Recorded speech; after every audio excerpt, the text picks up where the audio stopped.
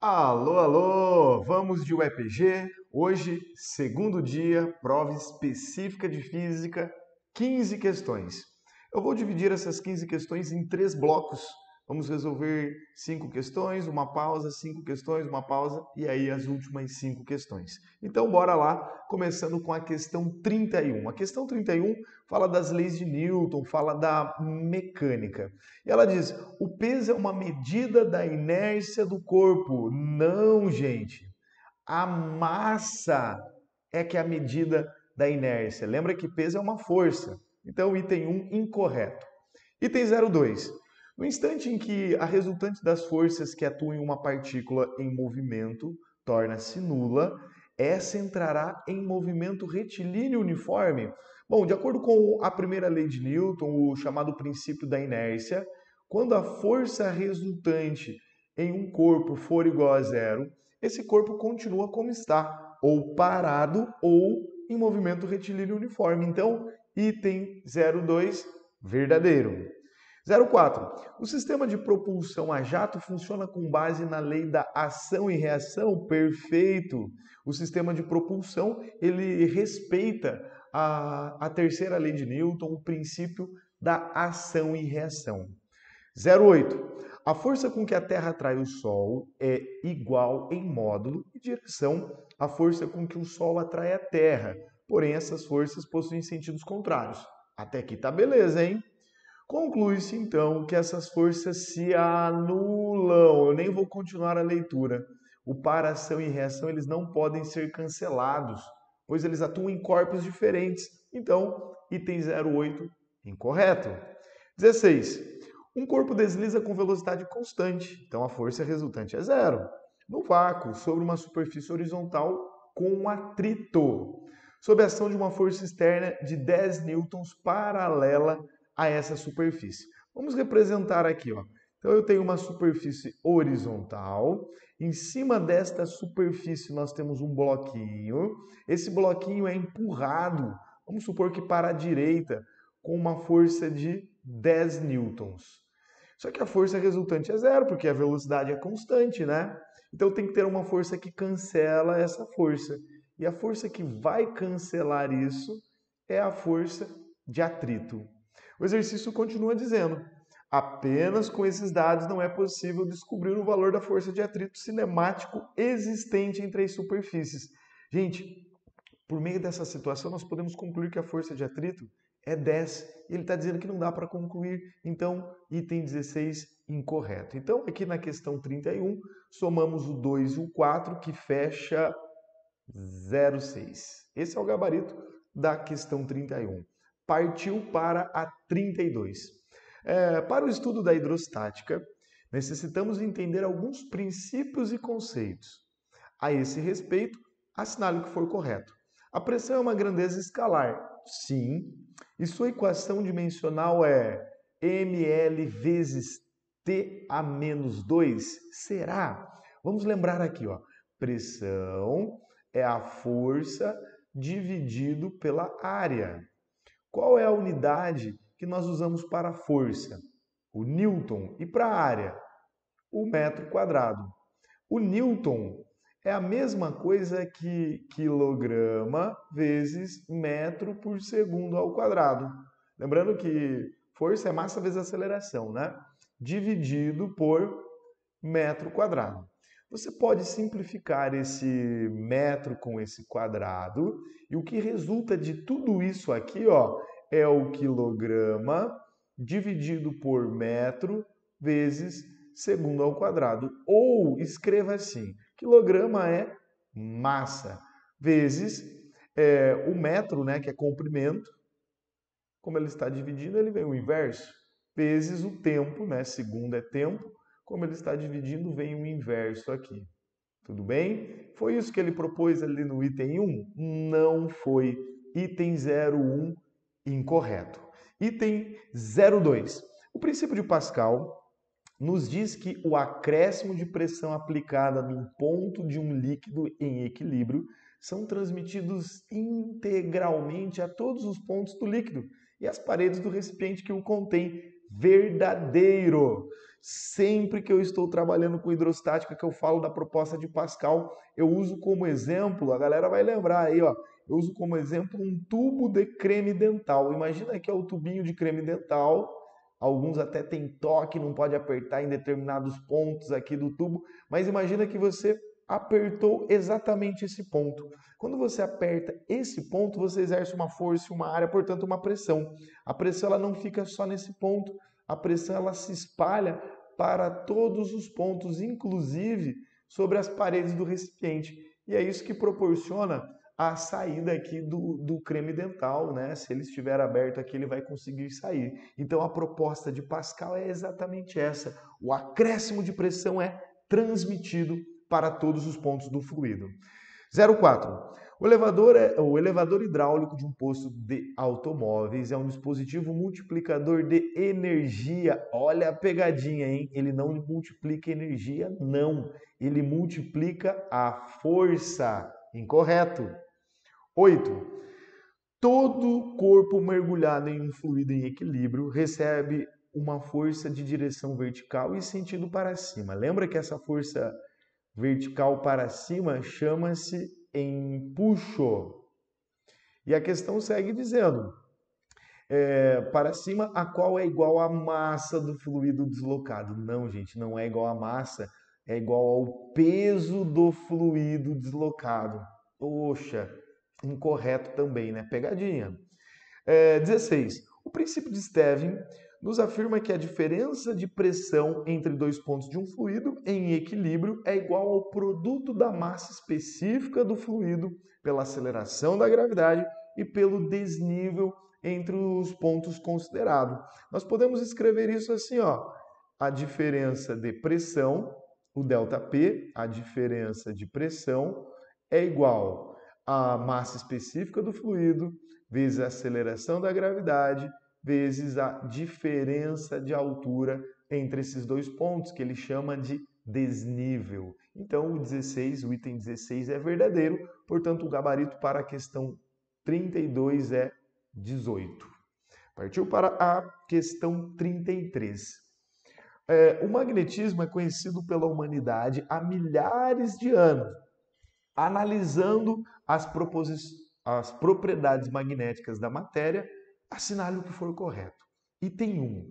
Substâncias diamagnéticas, quando imersas em um campo magnético, produzem um campo magnético B1 em sentido oposto ao B0, sendo então fracamente repelidas quando aproximadas de um ímã verdadeiro, gente.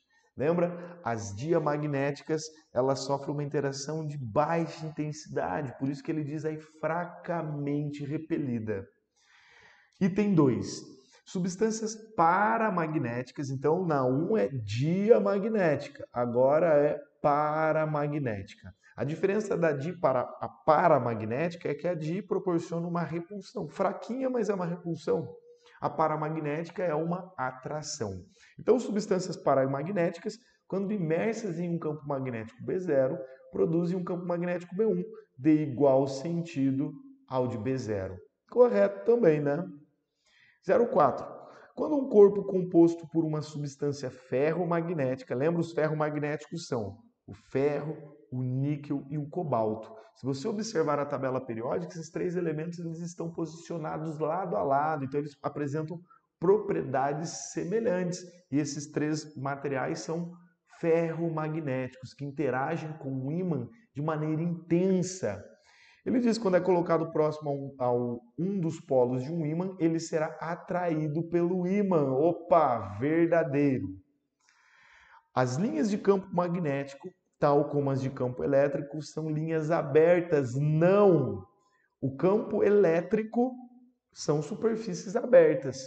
Agora, o campo magnético são superfícies fechadas. 16.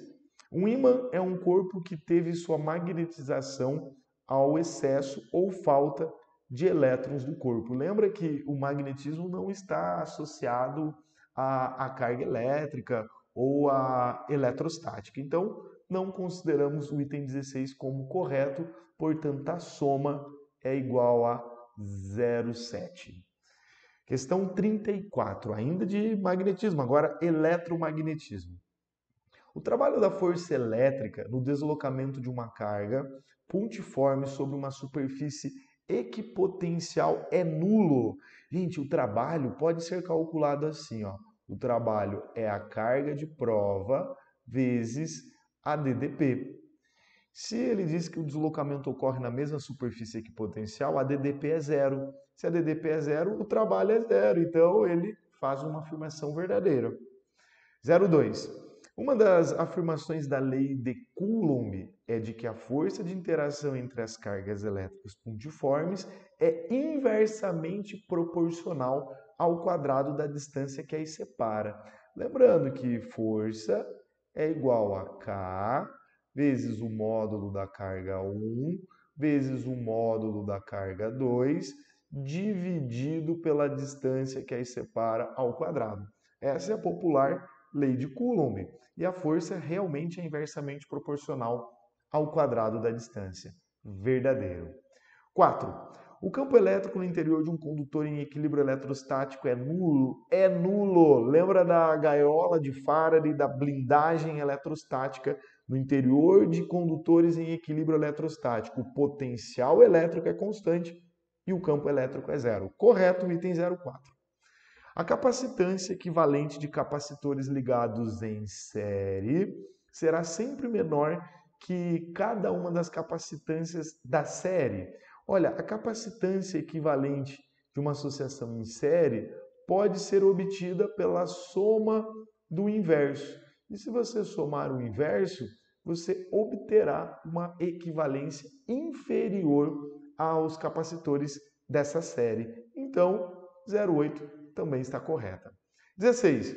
A lei de Faraday diz que quando ocorrer variação temporal de fluxo magnético através de um circuito, surgirá nesse uma força eletromotriz induzida. Verdadeiro. Esse é o princípio da indução eletromagnética. Você até pode traduzir matematicamente assim, ó. A força eletromotriz é igual a menos a variação de fluxo ao longo do tempo.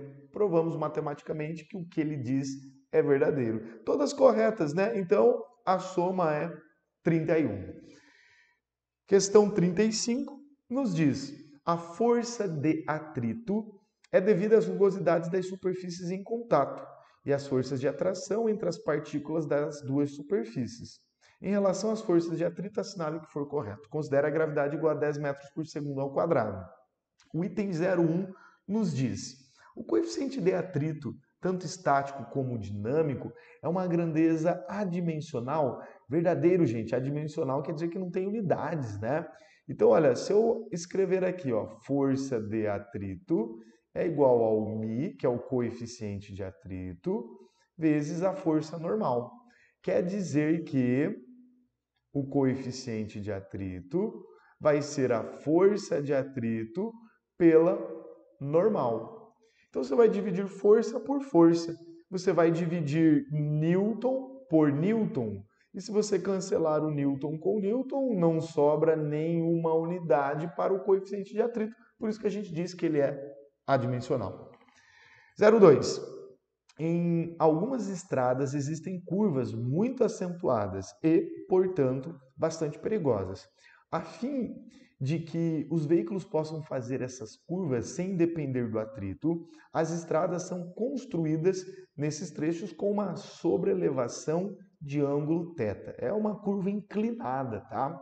A velocidade de segurança dessa curva não deve ultrapassar um valor dado por V raiz de G tangente de θ sobre R, onde R é o raio da curva. Gente, a velocidade em uma curva elevada é dada por raiz quadrada de R vezes G vezes a tangente de θ. Não foi o que ele propôs, né? Então esse item está incorreto. 04. Um corpo cuja massa é de 1 kg move-se em movimento retilíneo uniforme. Se é retilíneo uniforme é porque a força resultante é zero. Em uma superfície horizontal, sob a ação de uma força externa F constante e também horizontal. existindo atrito entre as superfícies de contato. E sabendo que a força F tem módulo igual a terça parte do módulo da aceleração da gravidade. Conclui-se que o coeficiente de atrito dinâmico vale 1/3. Gente, eu preciso de espaço. Então vamos aqui, ó.